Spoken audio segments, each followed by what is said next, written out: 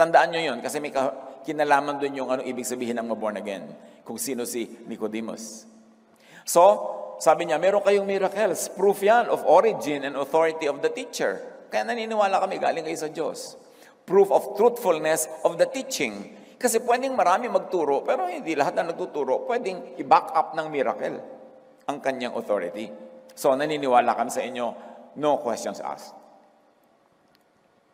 Jesus replied, very truly I tell you, no one can see the kingdom of God unless they are born again or born from above.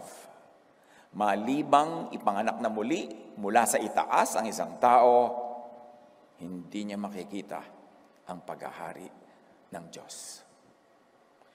So to be born again, to be born from above, means to be born from another dimension, a higher dimension, is to see the kingdom of God. To experience the reign, the rule of God within. Ang kingdom ng God, ipinaliwanag ni Jesus, wala sa labas, nasa loob. Luke 17:21, sabi niya, the kingdom of God is in you. So yung kingdom of God na nasa atin ay hindi yun mabubuhay, hindi yun mabibigyan ng buhay, hindi yun mararanasan kung hindi ipapanganak na muli o ipapanganak mula sa kaitaasan. So the kingdom of God is inside you, means in your heart and in your mind. That is where the kingdom of God is. Wala yan sa mga templong bato, wala yan sa mga bundok, wala yan sa mga lugar-lugar, wala sa mga ulap. Sabi ni Jesus, the kingdom of God is in you. And you will never see this. You will never experience it unless you're born again. Unless you are born from above. To see the kingdom of God, kailangan mo nang may mangyaring supernatural change. To be reborn, that leads to seeing. To be reborn is to see. Paano mo ngayon malalaman kung sino na totoong born again? Kasi lahat nagkiklaim, nung ganong July 4, 1975, na born again ako, tinaas ko yung kamay ko, na born again ako. Ano ngayon ang patunay para malaman nating totoo? Kasi sabi, kailangan may patunay. Balik muna tayo sa usapan ng dalawa. John 3:4. Paano maipapanganak pang muli ang isang taong matanda na? Makakapasok pa ba siya sa sinapupunan ng kanyang ina para muling ipanganak? Tanong ni Nicodemo. Sagot naman ni Jesus, malibang ang isang tao ay ipanganak sa pamamagitan ng tubig at ng Espiritu, hindi siya makapapasok sa karihan ng Diyos. No one can enter the kingdom of God without being born of water and the Spirit. And the Spirit may also be translated as wind. In other words, no one can see the kingdom of God unless one is born in a spiritual way. Si Nicodemus, ang tinutukoy niya is born in a physical way. Kaya sabi niya, paano papasok ulit sa sinapupunan ng isang ina ang matanda na? Ang tinutukoy ni Nicodemus is a physical rebirth. Sabi ni Jesus, hindi physical rebirth ang pinag-uusapan, spiritual rebirth. A kind of birth that is above us, beyond us, transcendent. Ang taong ipinanganak sa laman ay laman, sabi ni Jesus. At ang ipinanganak sa espiritu ay espiritu. Huwag kang magtaka sa sinabi ko sa iyo. Kayong lahat ay kailangang ipanganak na muli or mula sa itaas. Kailangan kayo lahat maging mga bagong nilalang. Just being as you are, you cannot enter the kingdom of God. You cannot see the kingdom of God. Anong kailangan? Maging bagong nilalang. You should be new beings, new creations. May ignore ang kahulugan nito eh. Akala lang natin yung basta't symbolic lang. Pero may tinutukoy talagang bagong nilalang. Kailangan mayroong maging bago. At bagong nilalang na mayroong new mind and heart. New thought and feelings. Siyempre, mind is thought, heart is feelings. New thought and feelings, meaning a new dimension, a new energy, a new wave, a new frequency. If you want to understand the new creation in quantum physics terms. A new spirit. And let us be clear about this. The mind is not a thought factory. The mind is a thought receiver and transmitter. Hindi ka umiimbento ng mga thoughts in your mind. Ang mind ay tumatanggap ng thoughts from the Spirit. Kaya pag nagkaroon ka ng bagong mind, bagong pagkatao, napapalitan yung receiver. Nakakatanggap ka ng mga frequencies na dating hindi mo natatanggap. Kaya yung tunay na naboborn again, may mga naiintindihan yun na dati hindi niya kaya maintindihan. At yung hindi tunay na naborn again, meron siyang hindi maiintindihan dahil hindi naman nabago ang kanyang mind, ang kanyang frequency, ang kanyang capacity to receive thought from the universe, from God Himself. Diba? Kung minsan isip kayo ng isip ng solusyon sa isang problema, kung ano-anong ginagawa nyo, kaisip, di nyo maisip. Tapos, mamaya, nagkakape lang kayo, o naliligo, biglang sumulpot sa utak nyo yung solusyon. Hindi nyo naman inisip. Kasi ang tunay na kaisipan ay ipinagkakaloob. Ito ay natatanggap. At ang isip natin ay tagatanggap, hindi tagaisip. Kaya yung isip mo dapat bukas para tumanggap. At pag naborn again ka, bumubukas yung isip na yon para tanggapin ang mga mensaheng dati hindi mo kayang tanggapin o maunawaan. Kaya pag tunay na naborn again na isang tao, tunay na ipinganak mula sa kaitaasan, may mga iba siyang maiintindihang mga spiritual things and teachings na dating hindi niya kaya maunawaan. John 3:8, umiihip ang hangin ng spirit kung saan ito nais at naririnig mo ang ugong nito. Ngunit hindi mo alam kung saan ito nanggagaling at kung saan pupunta. Ganon din ang bawat ipinanganak sa Espiritu. Nararamdaman mo pero hindi mo nakikita. Hindi mo alam kung saan nanggaling, kung saan pupunta. Basta alam mo lang, nandyan. So huwag nang pakaisip-isipin. Dahil sabi na ni Jesus, hindi yan kaya maintindihan. No one has ever gone to heaven and returned, but the Son of Man who lives in heaven has come down from heaven. Ang sino mang sumasampalataya sa Kanya ay magkakaroon ng buhay na walang hanggan. So, pinag-uusapan dito yung pagiging born again, at ngayon ay buhay na walang hanggan, at pagsampalataya, paniniwala. Jesus is eternal and spiritual life. Ang sino man daw ang mananampalataya kay Jesus ay nagkakaroon ng buhay na walang hanggan. Eternal life is given to those who are born again, who are born from above. And again, let me redefine. Hindi lang kung nagtaas kayo ng kamay o yumuko o umusal ng dasal na born again na. Akala ng iba ganun eh. Well, it can happen kung ginawa nila yon. Pero kung hindi kasama yung tunay na pagbubukas ng loob sa katuruan ni Jesus, parang seremonya lang yun nangyari at ritual. Hindi naman talaga nagkaroon ng tunay na rebirth. But eternal life is given to those who are really born again from above, meaning who believe in Jesus. Kinakalibrate na natin ang ibig sabihin ng faith, ha? Di ba? Faith saves. And what is that? Faith in Jesus. Hindi basta faith. Kailangan faith in Jesus. Eternal life is given to those who believe in Jesus' message through and enough as to change one's mind about God and the Jewish law that Jesus came to destroy, update, and reinterpret. Now, the plot thickens. Di ba kailangan magkaroon ka ng change of mind? Anong object ng change of mind mo? The law. Bakit sinasabi natin that ang pagiging born again is to be born again from the law to grace? Kasi ang kausap ni Jesus was a Pharisee, a leader of the Jewish people who were under the law. Ang orientation ng kausap niya, si Nicodemus, hindi naman tayo original na kausap si Nicodemus. Kaya pag sinabi niya kay Nicodemus, you must be born again, sasabihin ni Nicodemus, well, I'm a Jew. Into what should I be born again?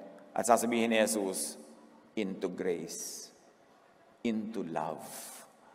Kailangang ipanganak ka muli mula sa pagkakatali at pagkakaalipin nyo sa inyong mga laws para makalaya ka by God's love expressed through me, kumbaga sinasabi ni Jesus, kailangan magbago ang isip mo. Kailangan kang ipanganak na muli, kailangan kang magbagong loob, kailangan kang maghunos dili. At ano ang pagbabaguhan ko ng loob? Ano ang paghuhunusan ko ng dili? Ano ang pagpapalitan ko ng iniisip? The law. I came to set you free from the law. ang magpapalaya sa inyo ay yung paniniwala that you will be freed from the law by God's love, not by your technical obedience to the law. Pag naintindihan mo yan at tinanggap mo, na ang magliligtas sa iyo mula sa iyong mga kasalanan, sa kaparusahan ng kasalanan, hindi ang pagsunod mo sa law, kundi ang pag-ibig ng Diyos na iniaalok ng walang bayad at libre. Pag naintindihan mo, tinanggap mo yan, maboborn again ka.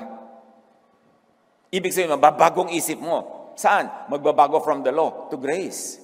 From legalism to love. Mababago mula sa takot to peace. Magkakaroon ka ng paghahari ng Diyos. Kasi dahil hindi ka natakot sa law, hindi ka na under the law, tinanggap mo ang pag-ibig ng Diyos, pagpapatawad ng Diyos, ang maghahari na sa iyo ngayon ay kapayapaan, katahimikan. Kaya makikita mo ang kingdom of God. The kingship of God. The rule of God. Which should be characterized by peace and rest and love.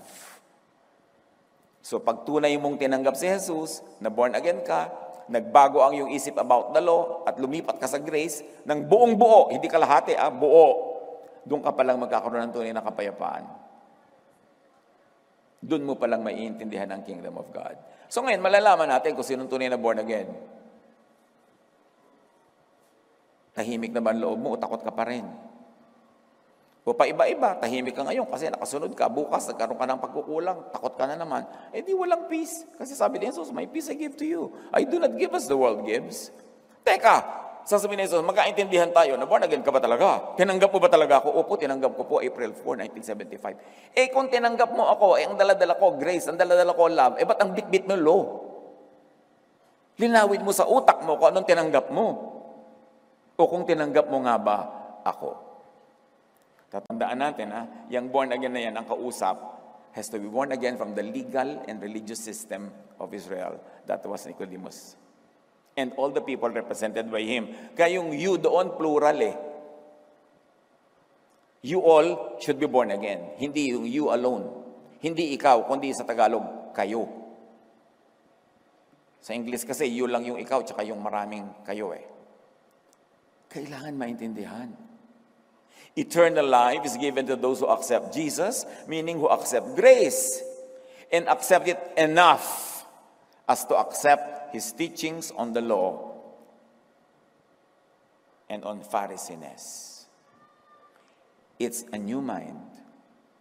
It's a new receiver. Pag tunay na intindihan ang mensahe ni Jesus ay, God loves you, ako na magbabayad ng lahat ng kasalanan ninyo. Tanggapin ninyo itong walang bayad na kaligtasan. Sa mga pagkakasala nyo noon, ngayon at bukas, sagot lahat yan, di magkaka-peace of mind ka. Doon mo palang mauunawa ang kingdom of God. So maraming born again daw sila, pero ang totoo, nabubuhay sa takot, nabubuhay sa pananakot. Mag-isip-isip kung totoong born again. Kasi sabi niya, unless you are born again, you cannot see the kingdom of God. Ang laki ng nakataya kung born again talaga or not. At yung born again, hindi yan membership Yung, kami born again, kayo hindi. Wala sa membership yan. Maraming nga sa born again churches, hindi naman talaga born again dahil hindi pa sila born again from the law to grace. Under the law pa rin. At in fact, ito yung sad. Ang kausap niyan si Nicodemus, he is under the law. He must be born again from the law to grace. Tapos yung mga hindi naman Jew, tulad natin, hindi naman tayo Jew. We were never really under the law. Sila yan, law nila yan scripture nila yan. Tapos ngayon, nung na-born again, doon pa nakisali sa law.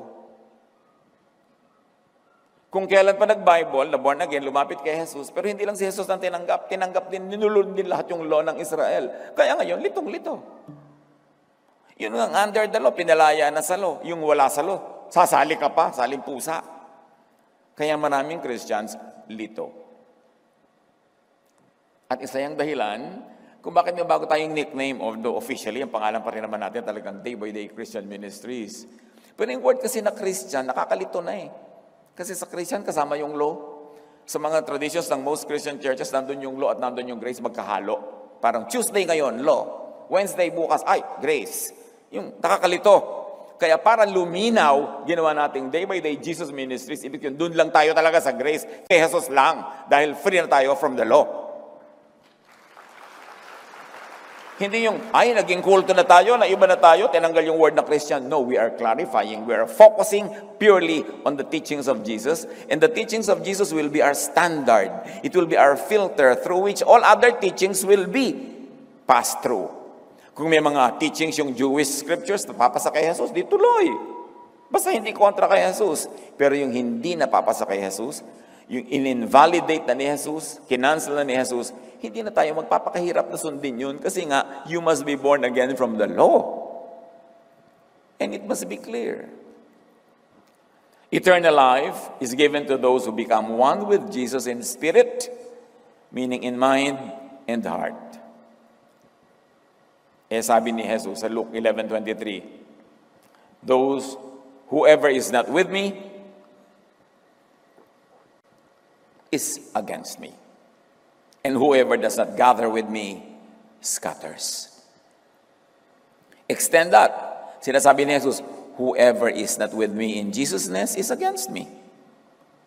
Whoever is still in Phariseeness is really against me. You are scattering the people of God. So belief in Jesus, faith in love, gives eternal life. At kasama yan doon sa tunay na hindi mo maiintindihan yung wind kung saan galing, saan pupunta, huwag nang paghirapang isipin kung paano yung belief at faith ay nagbibigay ng eternal life. Tanggapin mo na lang. Ano ba ang belief? Ano ba ang faith? Di ba thought? Thought yan. Thought gives eternal life. Thought is consciousness. God is consciousness. And if you are tuned into Jesus, your consciousness is tuned into the consciousness of God. Your spirit is one with the Spirit of God. Therefore, the life of God, which is eternal, becomes yours and you will have eternal life. What connects you from non-life to life of God? Faith in Jesus. Faith in grace. Faith in love. Yun. 1 Corinthians 13:13, the greatest is love. It is the highest theology. Kaya sabi ni Paul, ipasunog ko man ang katawan ko sa pagreligyoso ko, kung wala akong pag-ibig, baliwala. Bigay ko man lahat ang idodonate ko, kung wala akong pag-ibig, baliwala. In other words, love is everything. And yet, so many people become very unloving sa giyera nila ng mga doktrina. Mas tama ang doktrina ko, babariling kita, sisiraan kita, wawasakin kita, kasi mas tama ang doktrina ko sa iyo. Sabi, the greatest is love. Kung hindi ka loving, baliwala lahat yung doktrina mo na yan. The greatest is love. Kaya, mga kapatid, kung nalilito pa kayo kung ano-anong doctrine, kasi agaw-agawan ng mga Kristiyano, kanya-kanyang verses, batuhan, love na lang.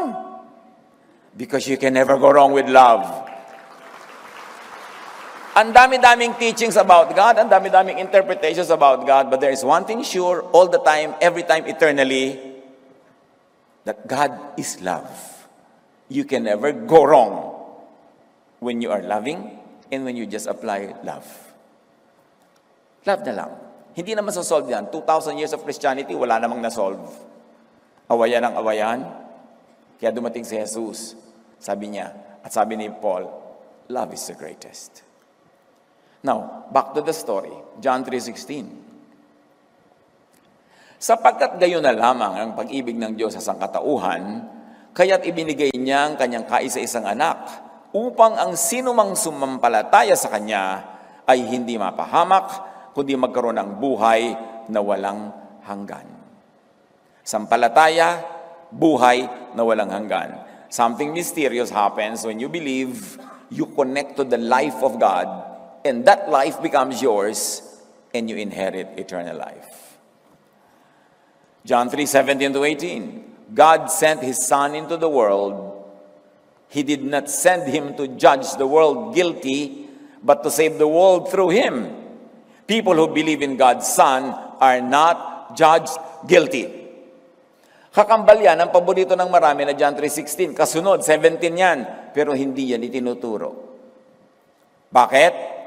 Siguro 95% kasi ng lahat ng Christian preachers ang itinuturo judgment. Ang ipinapanakot, judgment.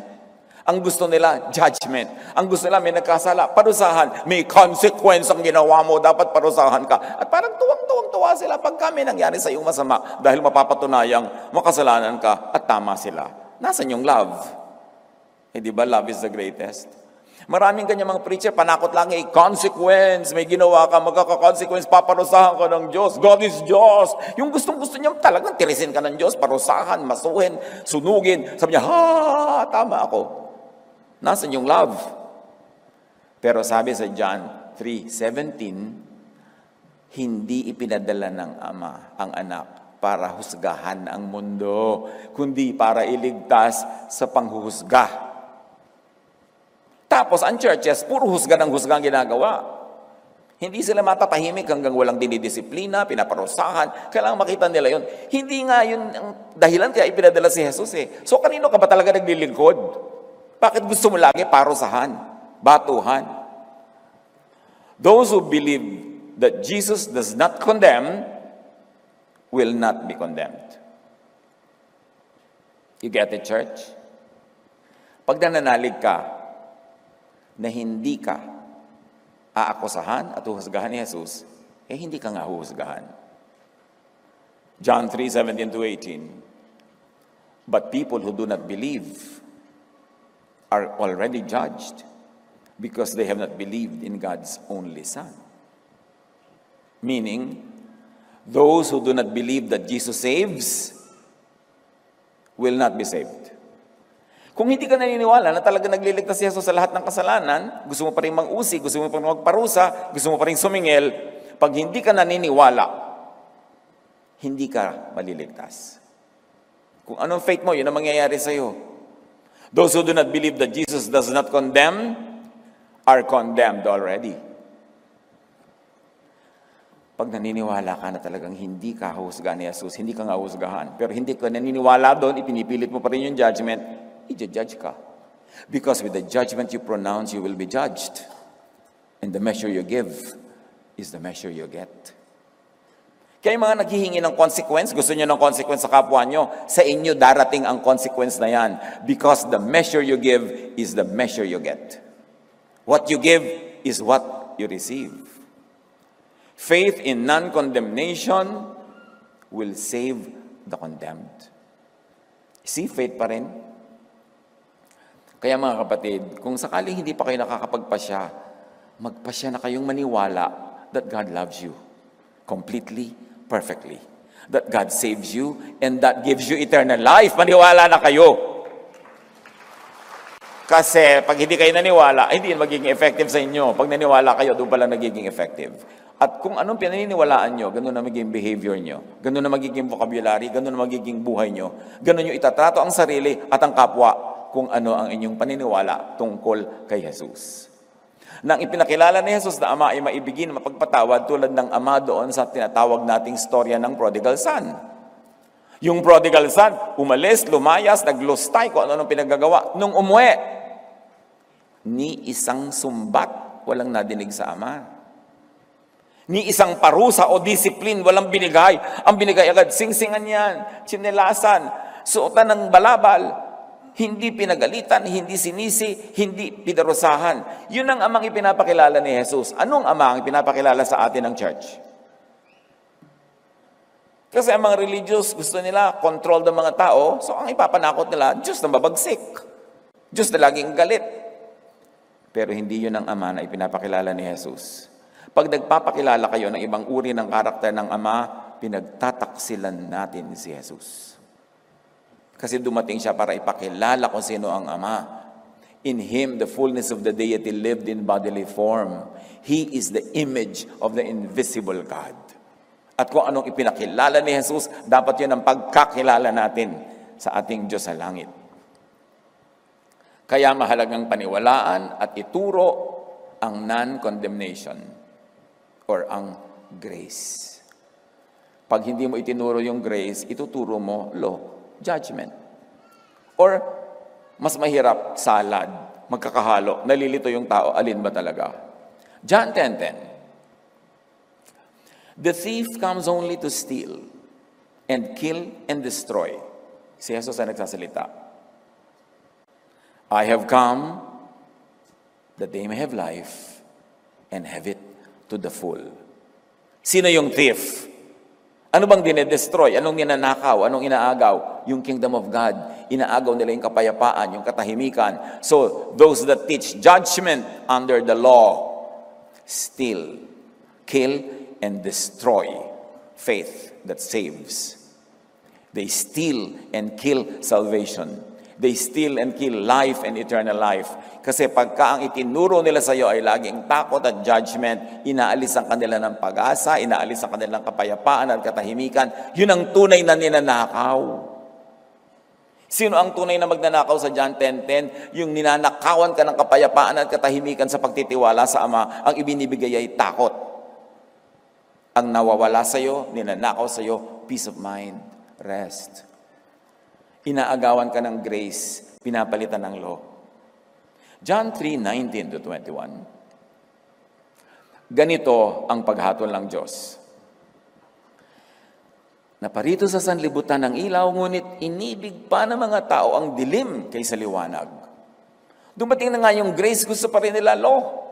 Dumating na nga yung freedom from the law, gusto pa rin nila slavery under the law. Ngunit ang namumuhay ayon sa katotohanan ay lumalapit sa ilaw. Sino ang ilaw? Si Jesus. Sino ang katotohanan? Si Jesus. Sabi niya, I am the way, the truth, and the life. No one comes to the Father except through me. No one will become saved from the law except through my grace, except through my love. I am the way. Bakit ipinipili ang dumaan dun sa tulay ng law na putol-putol, giba-giba, hindi ka makakadaan? 2 Corinthians 3:15-17.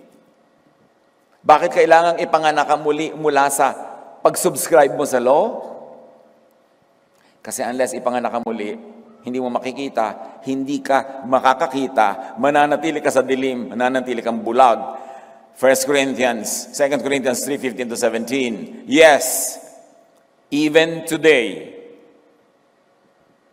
when they read the law of Moses, there is a covering over their minds.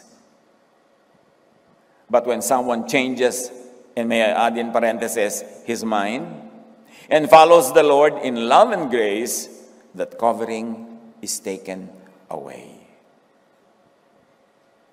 The Lord is the Spirit. Where the Spirit of the Lord is, there is freedom.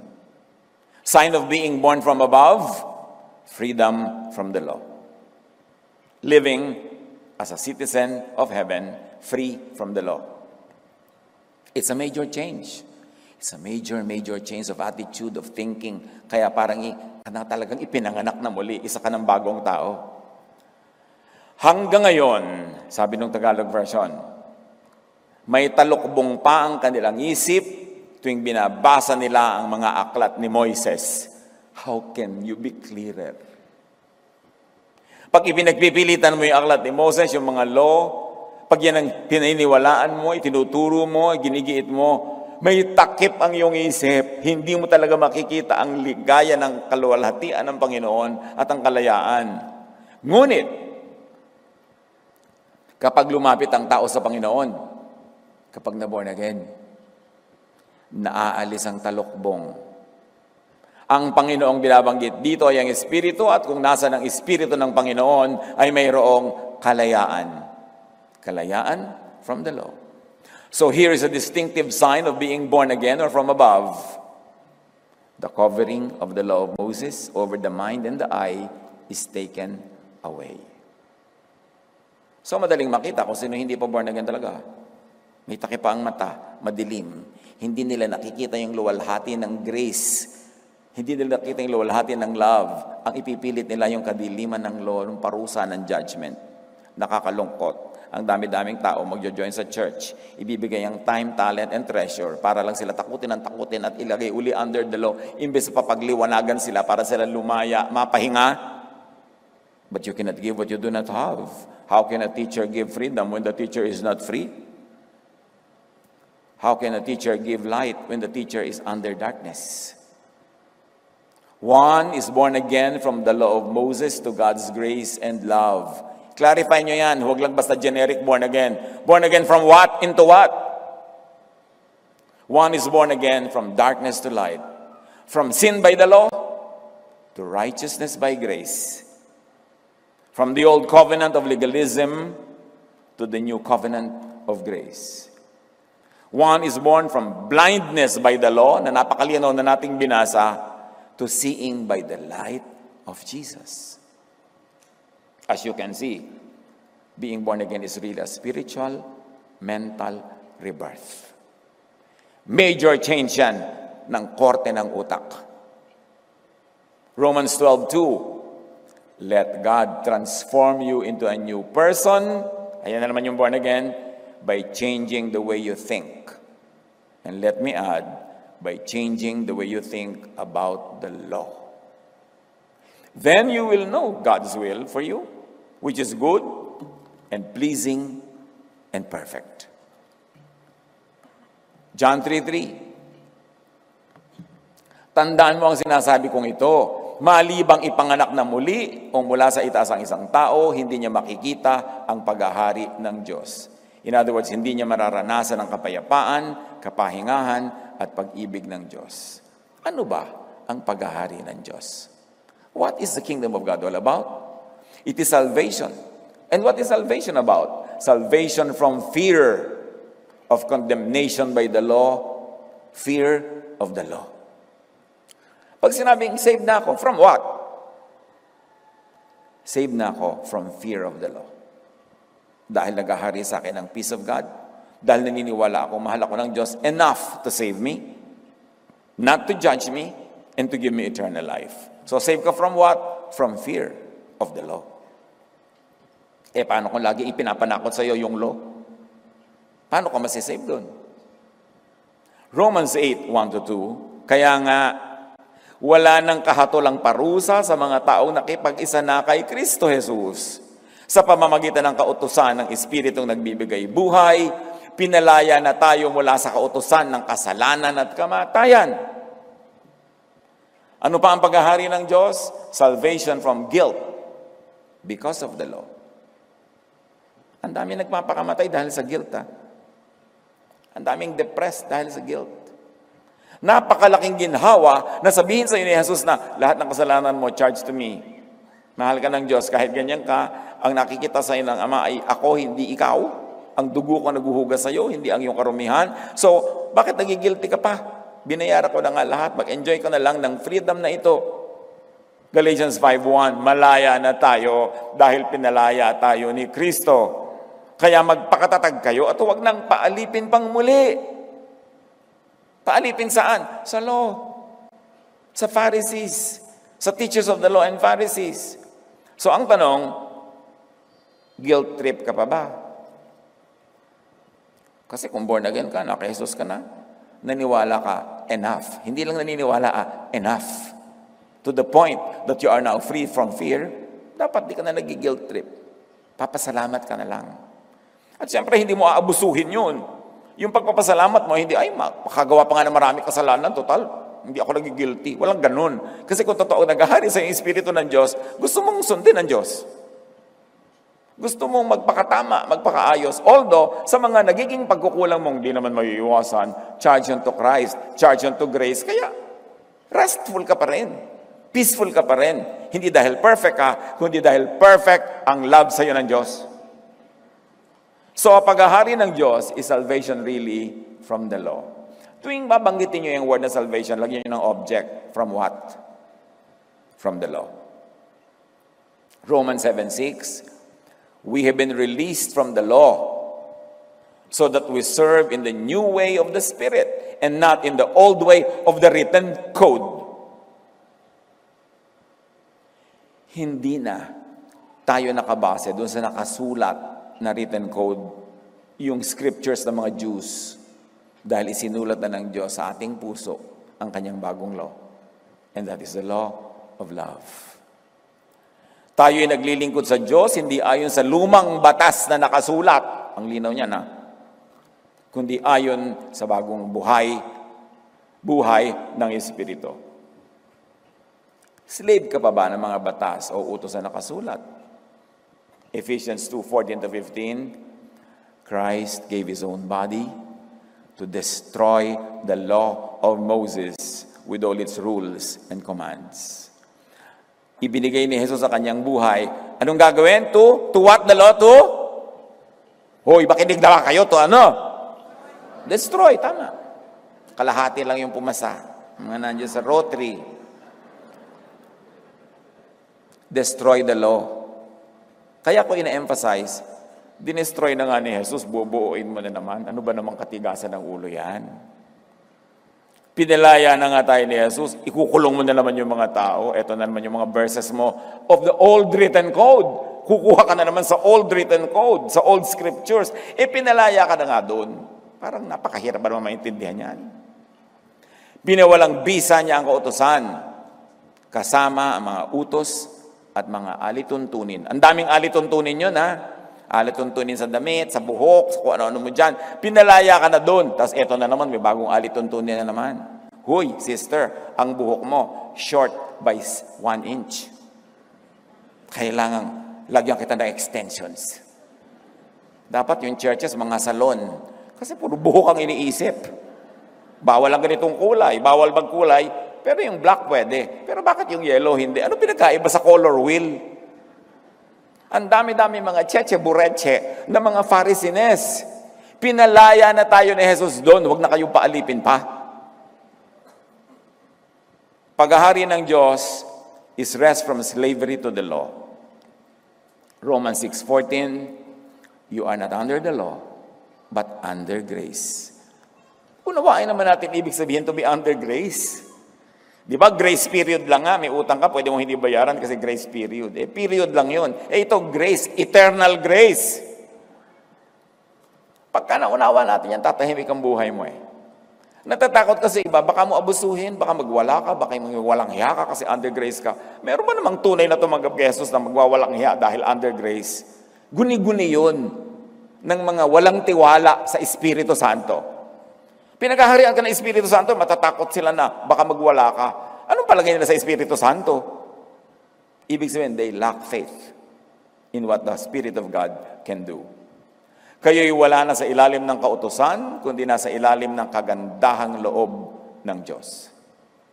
So, slave, pagod ka pa ba under the law? Ang paghahari ng Diyos ay peace because of freedom from the law. Paulit-ulit tayo para talagang lumubog sa malalim na bahagi ng ating utak. Romans 5:1-2, we have been justified through faith. We have peace with God through our Lord Jesus Christ. The mind governed by the Spirit is life and peace. Mayroon na tayong mapayapang ugnayan sa Diyos. Tinamasa na natin ang kagandahang loob ng Diyos. Kaya ang tanong, born again, at peace ka na ba? Ang paghahari ng Diyos is the reign of love, not the reign of anger. Ang dami-daming napaka-dogmatic sa doktrina, napakalakas ang paninindigan, pero puro galit, puro muhi, puro puot. Ibig sabihin, hindi born again. Kasi ang proof, pinaghaharian ka ng Diyos, meron kang peace, meron kang love. Kailangan magkaroon ng pagbabagong loob, pagpapalit ng isip, from the law to grace, para maranasan ang paghahari ng Diyos, maligtas sa takot at pagod, malasap ang kapangyarihan at kapayapaan. Pinaghaharian ka na ba ng kapayapaang ito? To be born again, born from above, kailangan ng pagbabagong loob.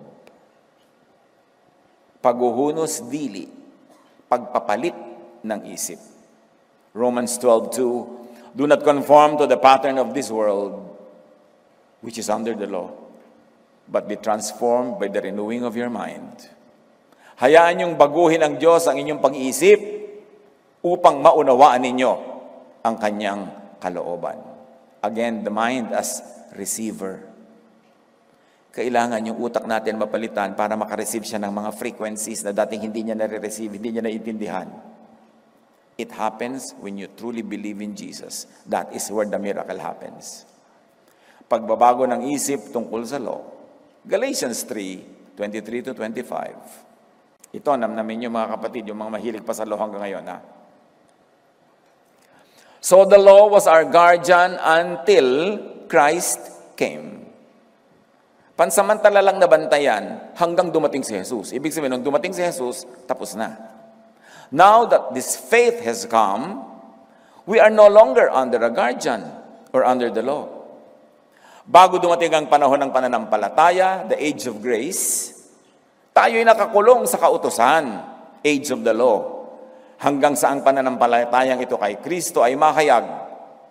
Ngayong dumating na ang panahon ng pananampalataya, wala na tayo sa ilalim ng taga-disiplina or ng law o ng guardian.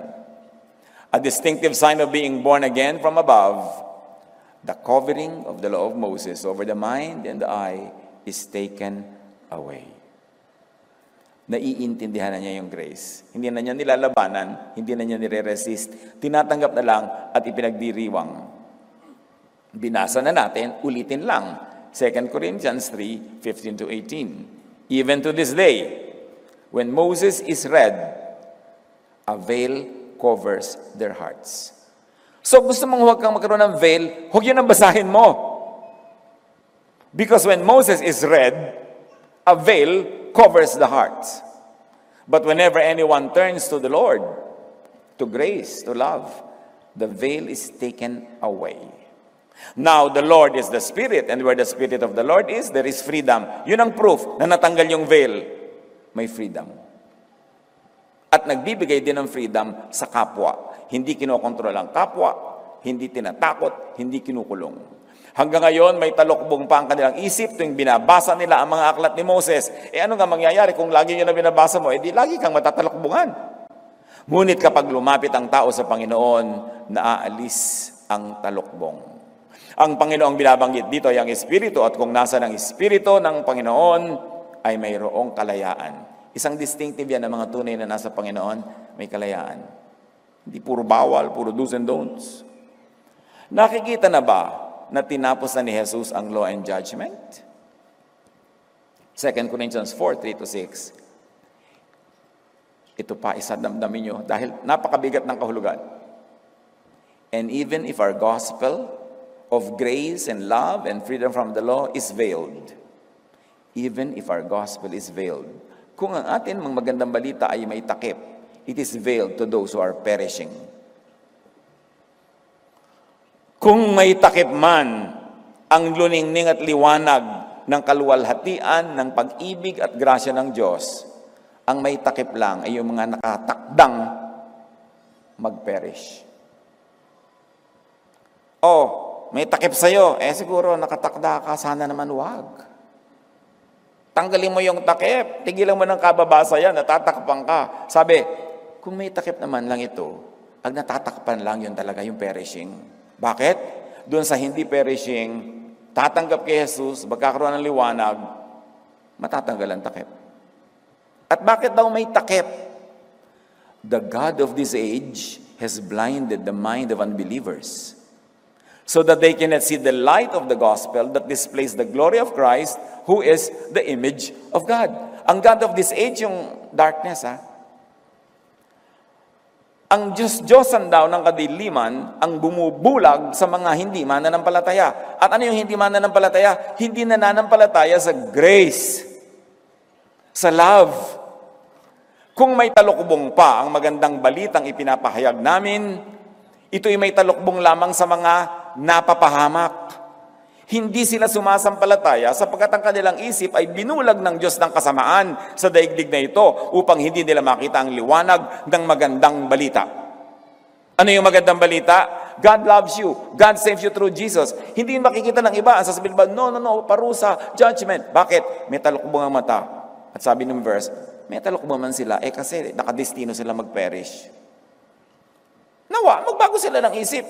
Kasi sino man ang tumatanggap sa Diyos, ay pinaghaharian ng kaliwanagan. Huwag panigasan, huwag ipaglaban. Dahil sila ay tumatalikod sa kaluwalhatian ni Kristo na siyang larawan ng Diyos, a loving God. Unbelievers in God's grace and love, message through Jesus, those who are stubborn believers in the law. So ang tanong, nasa law ka pa ba? Sumusunod ka ba sa under the law? Kakaba ka ba? Ka pa ba?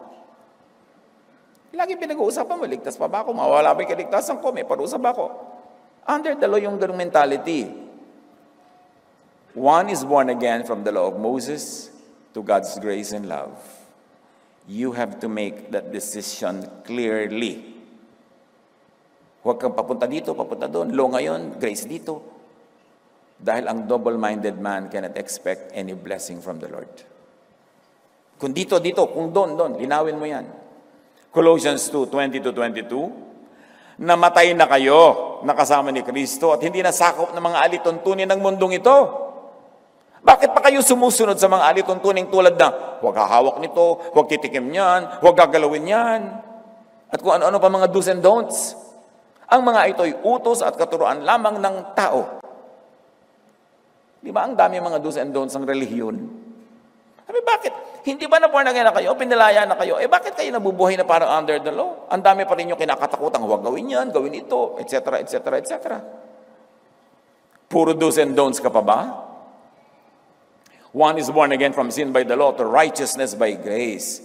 From the old covenant of legalism to the new covenant of grace. Romans 7:6. But now, by dying to what once bound us, which is the law, we have been released from the law. Released from the law. So that we serve in the new way of the Spirit, freedom and love, and not in the old way of the written code. Lumaya na kayo sa old way of the written code, dun sa mga pinalaya na tayo ni Jesus. Meron pa rin naman na effective, yung mga loving na teaching, yung mga kind, mga good. Pero yung mga unkind to yourself and to others, pinalaya na tayo.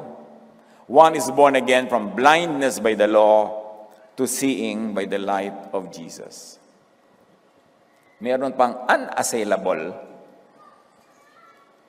proof of being truly born again. Galatians 5:22-25. Subalit ang bunga ng Espiritu ay pag-ibig, kagalakan, kapayapaan, pagtitiyaga, kabaitan, kabutihan, katapatan, kahinahunan, at pagpipigil sa sarili. Walang batas laban sa mga ganito. Nag-review lang tayo mga kapatid. Ang totoo, dekada-dekada na nating ipinapangaral ang mga ganito. Jesusness, grace, love. Pero maganda ngayong anibersaryo natin, suriin ang sarili. Baka naman dumating pa ang 38 na naman ka anibersaryo, takot ka pa rin. Nananakot pa rin. Galit pa rin. Kakaba-kaba pa rin. Sayang ang dugo ni Jesus. Sayang ang perfect love ng Ama pag hindi natin ma-enjoy. Pero ang kailangan gawin, believe in Jesus. Believe enough in Jesus so as to abandon the law. Believe in grace enough so as not to be afraid of the law. Believe, of course, and obey all the good teachings of the law that are not against the teachings of Jesus. Of course. Pero salain. Kasi maraming teaching ng law pampapahirap na hindi necessary. Panggulo, pananakot, inconsistent with the reign of God in our hearts. Turuan niyo po kami, Ama, na suriin ng aming mga sarili.